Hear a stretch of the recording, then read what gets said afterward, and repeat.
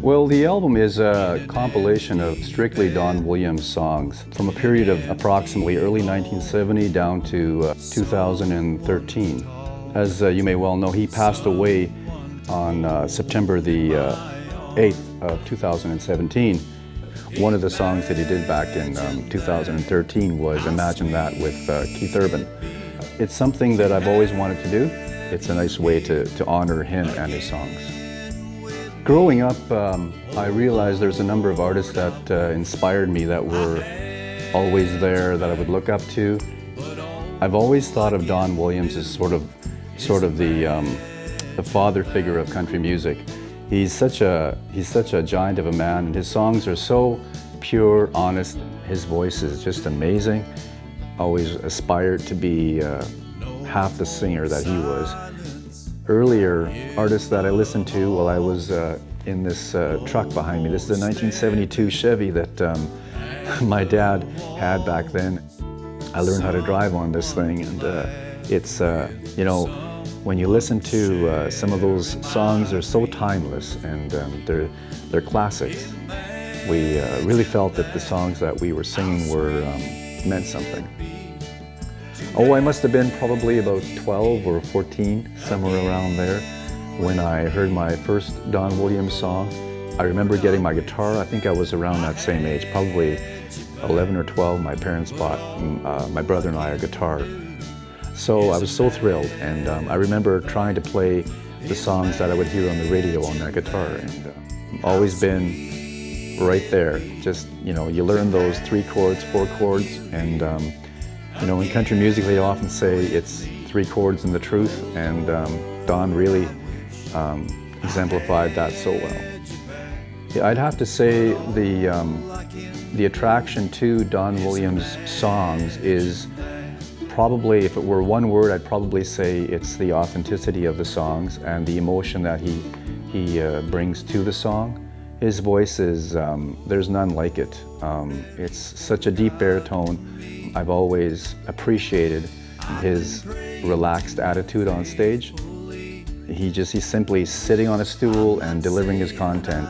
Often he's got his eyes closed and he's just thinking about the song, and it's a very surreal experience. Many talented songwriters would approach Don and try to sell him their songs. 2 of the songs on the album were written by Bob McDill, Amanda being one of them. Amanda was also recorded by Waylon Jennings. Bob McDill had written the song, and as Bob says, he wrote it as an apology to his own wife.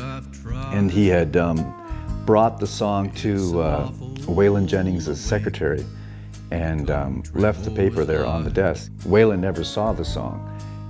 Since Waylon wasn't recording it, then Don Williams recorded it. So when Waylon heard it later on, he said, "Oh my goodness," he said, that's the story of my life. And why didn't you bring me that song?" And Bob says, "I did. I left it on the table, but you weren't around." And so it wasn't long, and Waylon recorded the song as well. Well, You're My Best Friend is a song that is very well known by Don Williams enthusiasts. Quite frequently when he would play it at his concerts, the audience would join in with that particular song. It was written by Waylon Hollyfield.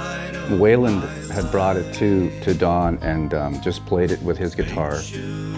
And he says, "So what do you think?" And Don just said, "Yeah." And he recorded it. The story is that Don came to a Red Ace service station.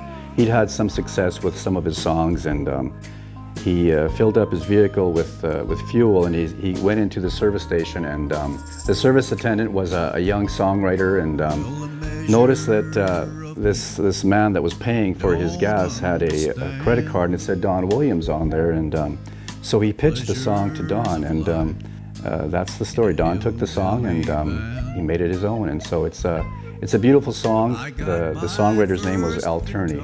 It's one of those songs where it takes you back, and you just look at the actual raw emotion of what it's like to be in a relationship, some of the feelings of love. Well, a project like this wouldn't be a success at all. It would be essentially nothing if it weren't for the amazing, talented musicians in the area. I've had the privilege of working with so many musicians that are just top-notch. I can't even name them all. But I will mention Mark Fair. He's done just an amazing job. He has a studio in locally here, and his studio name is Howler Studios. He just brings about, has such a wealth of knowledge of what to do with a song, how to arrange the song and the musicians, and so I've really been thankful for Mark.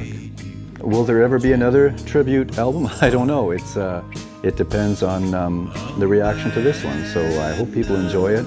I know I had a lot of fun doing it, and I hope it's enjoyed by everyone. Fate should have made you a gentle